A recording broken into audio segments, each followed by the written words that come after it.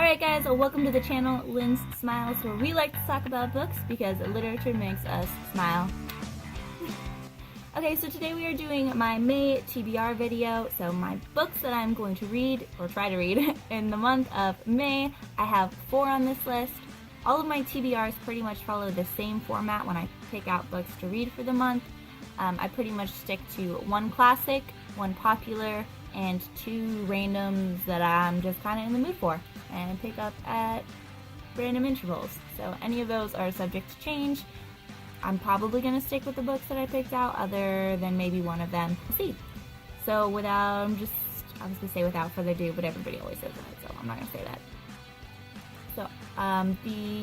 So the classic I picked for this month is Jules Verne, Paris in the 20th Century, also known as the Lost novel, because it was written in 1863, I think. It wasn't actually published then. Jules Verne never sent it out. It was found later on. But this book is supposed to be a portrayal of what Jules Verne expected Paris would look like in the 20th century.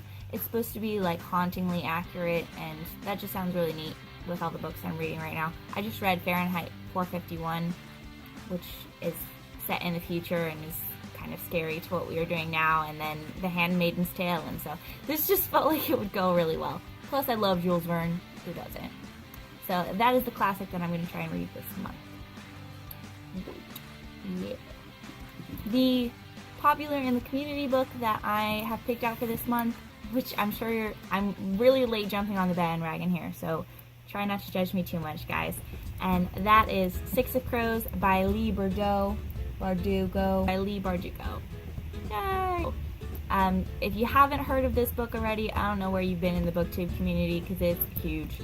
Go check it out. It's YA fantasy about assassins, I think. So lots of videos on it. Again, I'm late jumping on the bandwagon here. That's why it's a popular book that I'm going to read. But now I'll finally know what everybody's talking about when they talk about this book. So this is the popular in the community book that I'm going to read this month. Or strive to. I'm probably going to read it. It's like a series, and I need to get caught up before the 3rd one comes out. I think there's a 3rd one. Oh no. I don't have a copy of the first random quote book, the one that I just feel like reading. I don't have a copy of it. I'm going to listen to it as an audiobook, but I'll insert a thing here. And that is The Mothers by Brit, Bennett.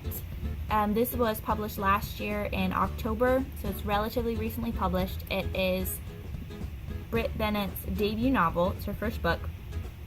And I actually wanted to read this one because I heard about it from another booktuber's channel, Molly Reads, and I've read a lot of her recommendations before, and I trust them, and she seemed to really like it, so I'm going to try that one. It's a book, it's set in California, and from what I gather, it's about unplanned teenage pregnancy, and then jumping forward to their lives as adults, the same characters as adults after having an unplanned pregnancy as a teenager.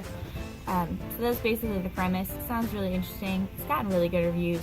I'm going to give that one a try. And the last book that I picked out to read this month is another random, and this one I actually saw, I think for the first time, was on the 2016 fiction, best of the fiction for Goodreads page. I caught the title and it looked really interesting.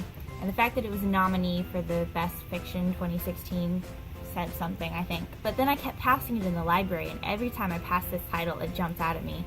And that is Leigh and the Octopus by Rowley.